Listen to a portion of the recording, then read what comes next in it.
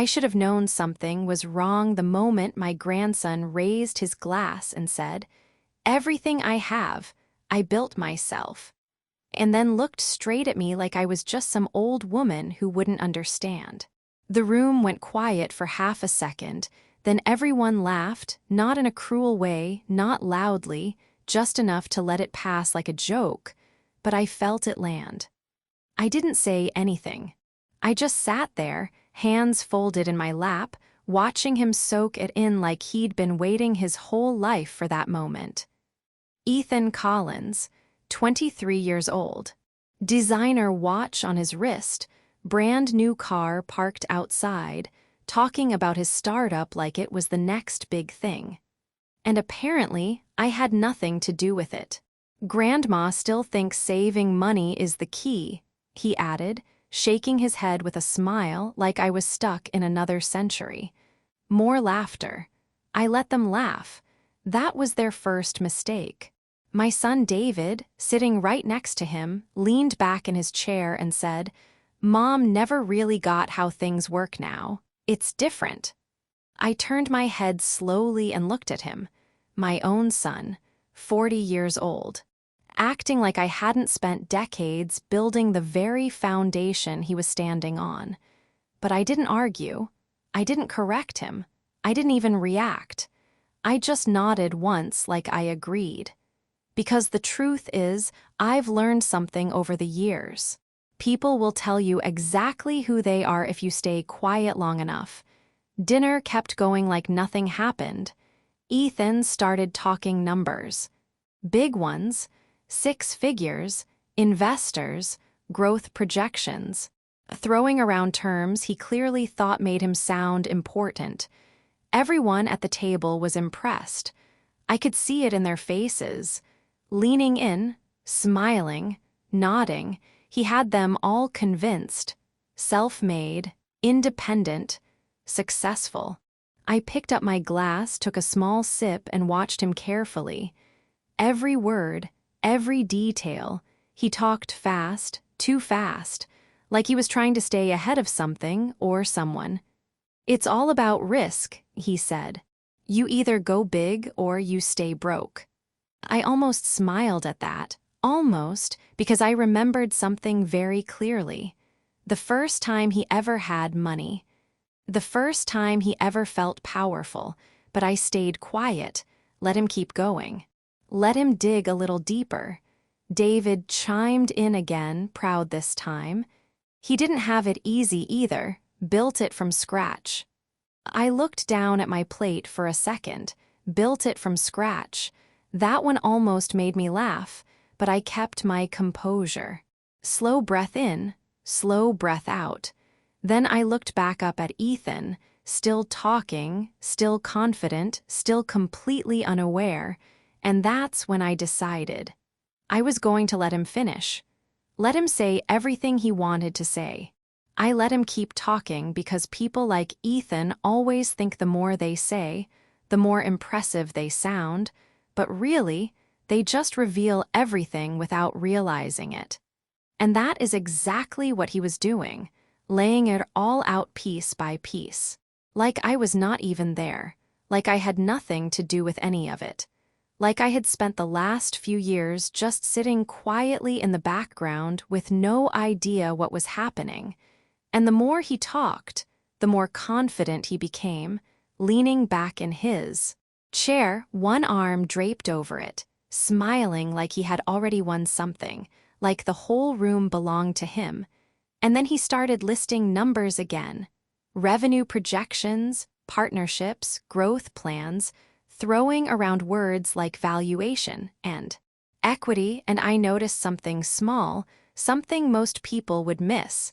But I did not, because I have been in rooms like this long before he was even born. He never once mentioned where the initial capital came from, not once.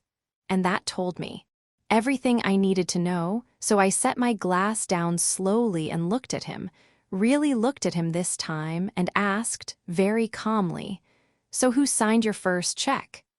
The table went quiet again, not the polite kind of quiet, but the kind where People are trying to figure out if they missed something, and Ethan blinked for a second, just a second, but it was there, that hesitation, that crack, and then he laughed it off, quick, a little too quick. It was a small round, just early support. Nothing major, he said, waving his hand like it did not matter, like details were beneath him, and I nodded slowly, like I accepted that answer. Even though I knew it was not an answer at all, it was avoidance, pure and simple, and David jumped in. Right after, trying to smooth it over. "Mom, it is different now, these deals move fast, you would not really get it."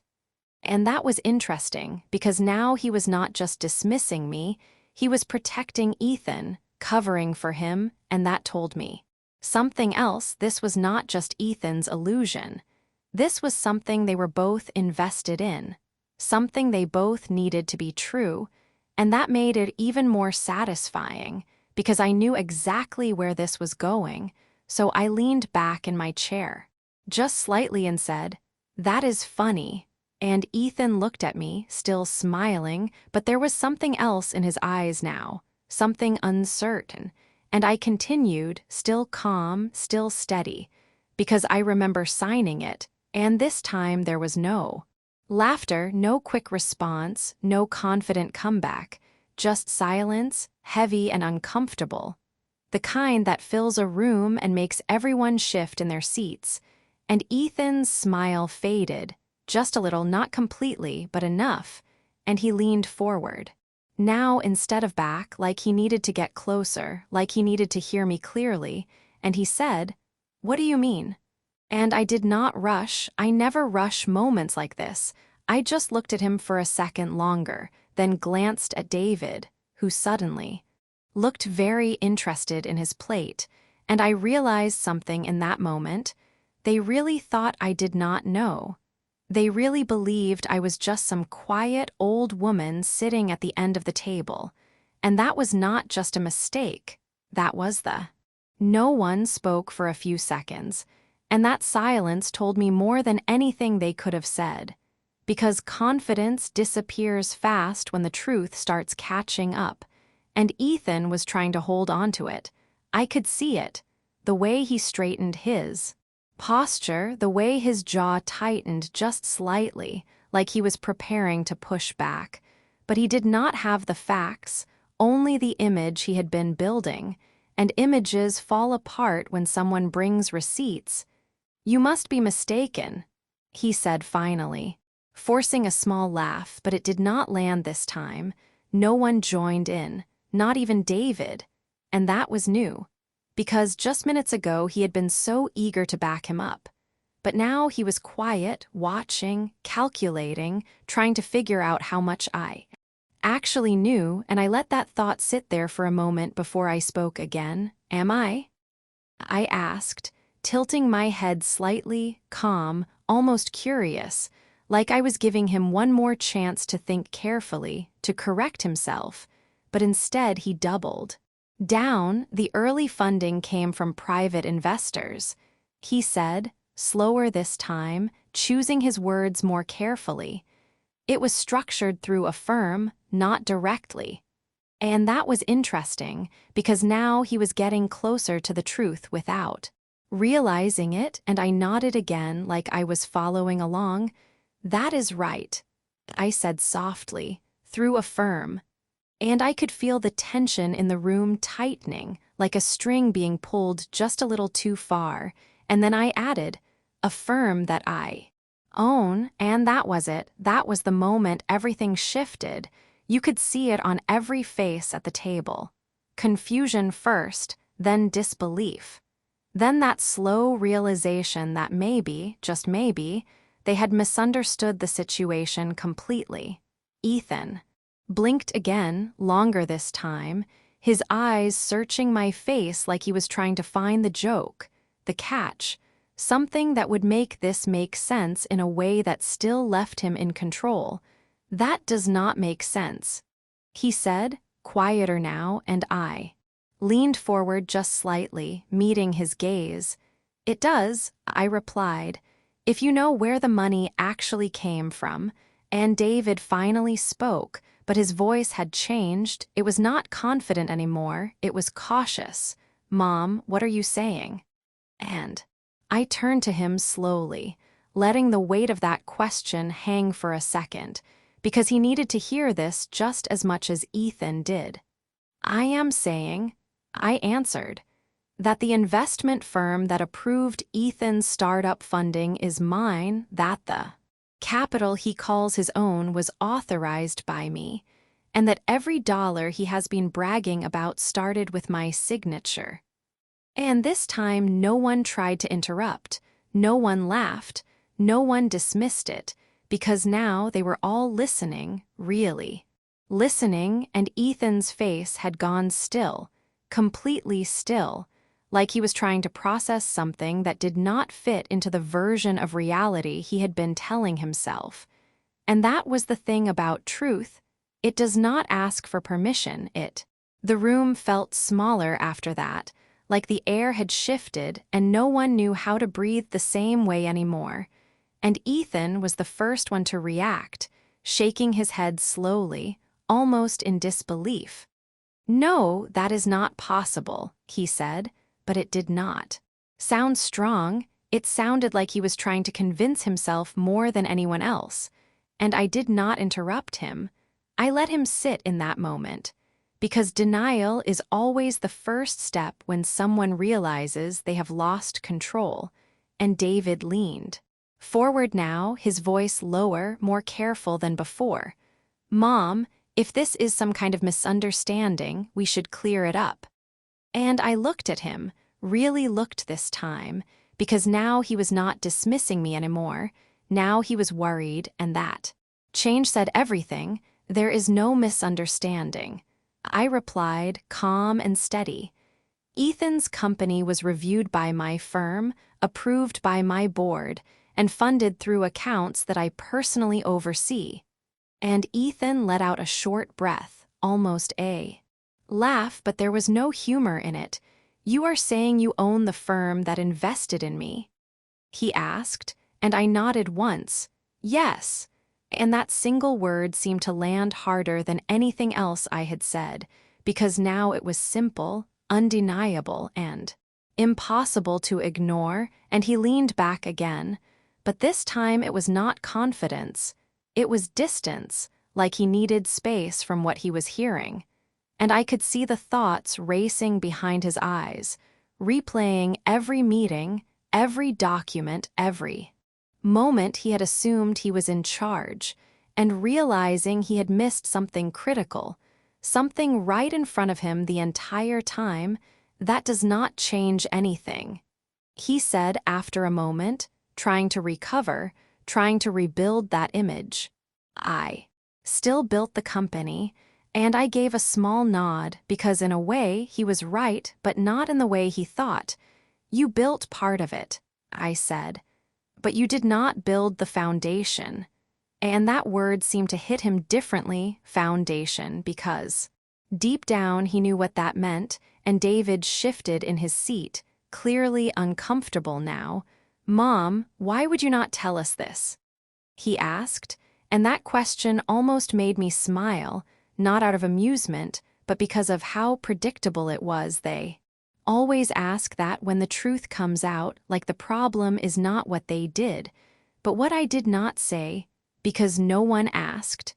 I answered simply, and the silence that followed was heavier than before, because now it was not just shock, it was realization. And Ethan leaned forward again, this time slower, more cautious. "If what you are saying is true," he said, choosing each word carefully, "then why let me believe it was mine?" And that was the moment I had been waiting for, the moment where the question finally shifted in the right direction, not about control, not about ownership, but about responsibility. And I met his gaze without hesitation, "Because I wanted to see what you would do with it," I said, and his expression changed again, confusion mixed with something else now, something closer to understanding, but not quite there yet, and I continued. "I wanted to see if you would build something real, or if you would build an illusion, and no one moved, no one spoke, because now the conversation was not about money anymore. It was about something much deeper, something they had not expected to face. And sitting there at the table, I could tell they were starting to realize that this was never just about. No one knew what to say after that. And for the first time that night, Ethan was not leading the room anymore. He was reacting to it, trying to catch up, trying to understand something that had clearly been happening without him realizing it, and that loss of control showed in small ways. The way his fingers tapped once on the table, the way he avoided looking directly at me for a second too long, and David finally spoke again. But now there was something else in his voice, not authority, not confidence, something closer to unease. "Mom, if you were behind all of this, why stay quiet when he said all those things?" And I looked at him, not sharply, not coldly, just directly, because this was the part they needed to hear the most. Because I wanted to hear it, I said, and that answer seemed to confuse him even more, but Ethan understood a little faster this time. I could see it, the way his expression tightened, like he was starting to connect the dots. "You were testing me," he said. Slowly, and I gave a small nod. "I was observing you." I corrected. "There is a difference." And that difference mattered, because a test implies you are being evaluated for approval, but observation means the truth reveals itself on its own, and he leaned forward again, this time with less resistance, more focus. "And what exactly did you see?" he asked, and there it was, the real question, not about money, not about ownership, but about judgment, and I did not rush my answer. I let it settle. For a second, then I said, "I saw someone who was given an opportunity and chose to turn it into an identity." And the room stayed silent, but now it was a different kind of silence, one where every word mattered. You stopped building the moment. People started believing you. I continued.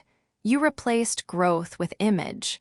And Ethan did not interrupt, he did not argue, he just listened, which was the first sign that something was finally getting through, and David shifted again, clearly. "Uncomfortable. He is young," he said, like that explained everything, like that erased the way Ethan had spoken earlier. And I turned to him, not harsh but firm.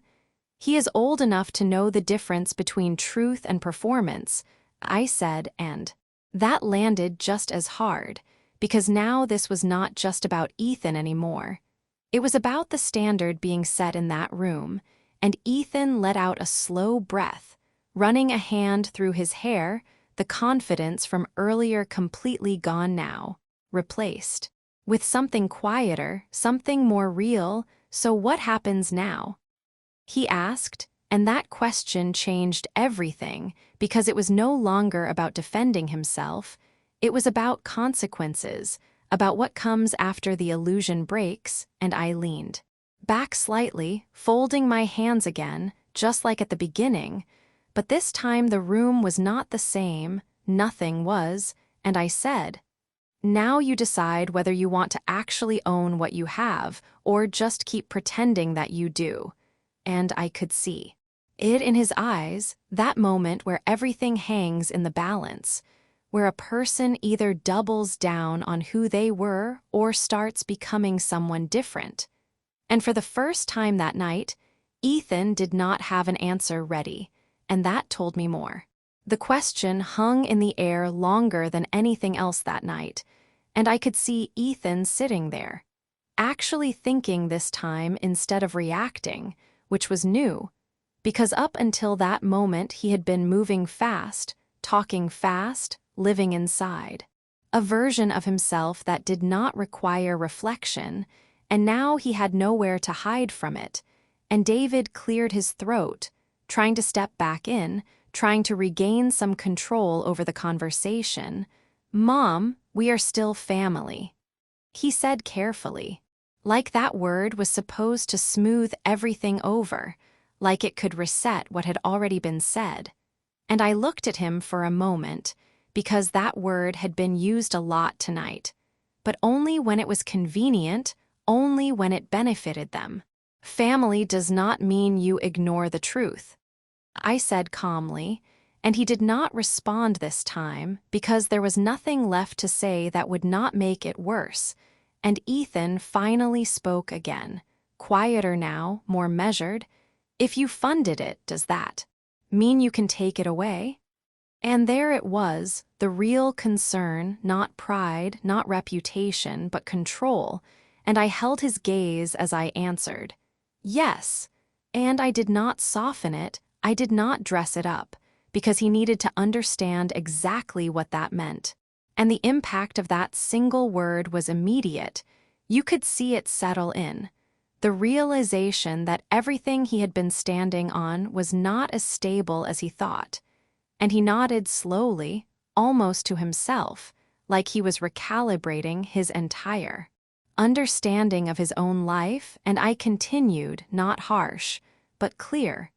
Funding is not just support, it is responsibility, and responsibility comes with accountability. And that word seemed to hit just as hard as the last one, because accountability was exactly what had been missing, and he leaned back again.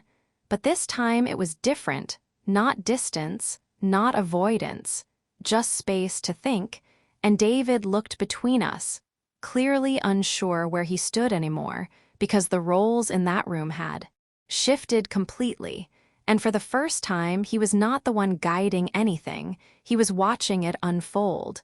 "So what are you going to do?" he asked, and I noticed something in his tone, not authority, not even concern, just uncertainty, and I let that question sit for a moment, because this was not a decision I made lightly, but it was one I had already thought about long before this dinner. "That depends," I said, looking back at Ethan, "on what happens next," and he met my eyes again. Steady this time, no arrogance, no performance, just focus, and I could see it. That shift starting to happen, small but real. The difference between someone who wants to look successful and someone who understands what it actually takes. I thought. It was mine, he admitted, and that was the first honest thing he had said all night, and I nodded once. "That is the problem," I replied. "You thought ownership was given, not earned." And he did not argue, he did not defend himself, he just sat there with it, and that silence felt different from before. It was not empty, it was processing, and I leaned forward slightly, just enough to make sure he heard me clearly. "You still have a chance to build something real," I said, "but only if you stop pretending you already did." And no one moved, no one interrupted, because now the conversation had gone somewhere deeper than money, deeper than status. It was about identity, about truth, and about what someone does when everything they. No one rushed to fill the silence this time, and that was how I knew something had actually shifted, because earlier they were quick to speak, quick to defend, quick to dismiss, but now they were careful, weighing every word before it left their mouths, and Ethan sat there looking at the table for a moment before finally lifting his eyes again, not at me right away, but at the space between us, like he was still trying to find his footing.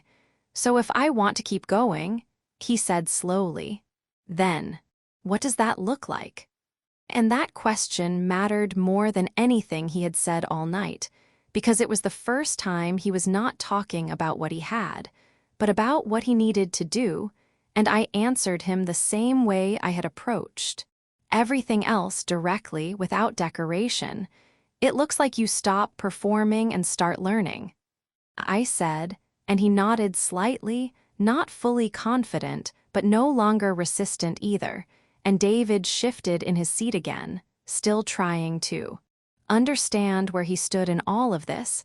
"He has been working hard," he added, almost defensively, like he needed to salvage something from the situation.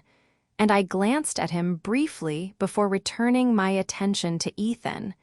Effort without awareness does not lead to growth, I said, and that was not meant to dismiss what Ethan had done, but to reframe it, to show him that effort alone is not enough if it is built on the wrong assumptions. And Ethan took a slow breath, then asked, "And if I do? That, if I actually build something real, does the funding stay?" And there it was again, the question of control, but this time it was different, less about entitlement, more about understanding the terms, and I leaned back slightly, giving him space to hear this clearly. "Funding stays when trust is earned," I said. "And trust is built on honesty, not image." And he absorbed that, not arguing, not deflecting, just listening, and I could see the shift continuing, small but steady, like something inside him was being recalibrated. And David finally fell quiet, realizing this was no longer his conversation to manage. This was something between me and Ethan now, something that had been building long before tonight, and Ethan straightened slightly in his chair, not in the way he had earlier when he was showing off, but in a more grounded way, like he was settling into something real for the first time. "Then I need to understand everything I missed," he said, and that was it. That was the moment where the direction changed completely, because now he was not protecting his image anymore, he was questioning it. And I gave a small nod, acknowledging that shift. "You do," I said. "And it starts with admitting that you were not self-made." And he did not hesitate this time. "I was not," he replied, and the simplicity of that answer carried more weight than all his earlier words combined. Because truth does that, it strips everything down to what actually matters. And the room felt different again, not tense, not uncomfortable, but quiet in a more grounded way, like something had finally settled into place. And I looked at him for a moment longer before adding, "What you become next depends on what you do with." The energy at the table did not snap back to normal. It shifted into something quieter, more honest. And that kind of silence carries weight because it means people are finally paying attention. And Ethan did not rush to fill it this time. He just sat there, shoulders squared but no longer trying to impress anyone. And I could see him thinking through everything again, not to defend himself, but to understand it, which is a very different process. And David watched him closely, like he was seeing his own son differently for the first time, not as someone successful, but as someone still unfinished, and that realization seemed to unsettle him more than anything I had said. "So where do I start?" Ethan asked after a moment, and his voice was steady, not loud, not weak, just grounded, and that question mattered because it meant he was no longer pretending he already knew. And I answered him without hesitation. "You start by going back to the beginning," I said, "not the story you told. Tonight, the actual beginning." And he nodded slowly, like he already understood what that meant, revisiting every decision, every shortcut, every assumption he had made along the way, and I continued. "You review your numbers, not the ones you show. People, the real ones, you sit with the people who actually built parts of this with you, and you listen instead of talking." And he did not interrupt, he did not argue, he just listened. And that alone told me more than any promise could. And David finally spoke again, softer this time. "And what about us?" he asked, and I turned to him because this had never just been about Ethan. "You stop speaking for him," I said, "and you stop protecting an image that does not serve him." And that landed harder than he expected, because he looked down immediately, like he recognized it, like he had been part of the problem without realizing it. And Ethan glanced at him briefly, then back at me. And there was no anger there, just clarity, and that was important because this was not about tearing anything down, it was about rebuilding it properly, and I leaned forward slightly, just enough to emphasize what came next.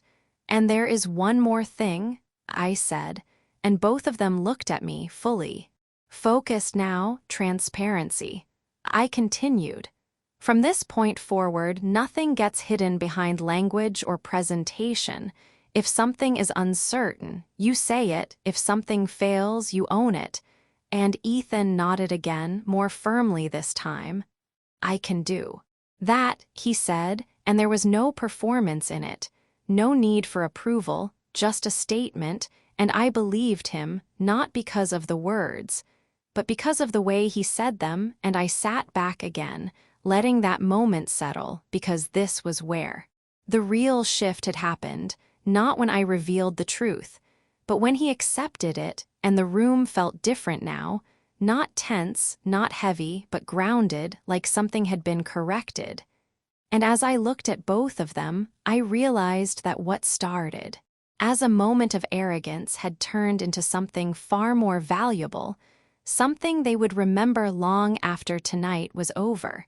Because the truth has a way of doing that. It stays with you, shaping what comes next, whether you are ready for it or. No one rushed to leave the table after that, which surprised me because usually conversations like this end quickly. People look for an excuse, a distraction, anything to escape the discomfort.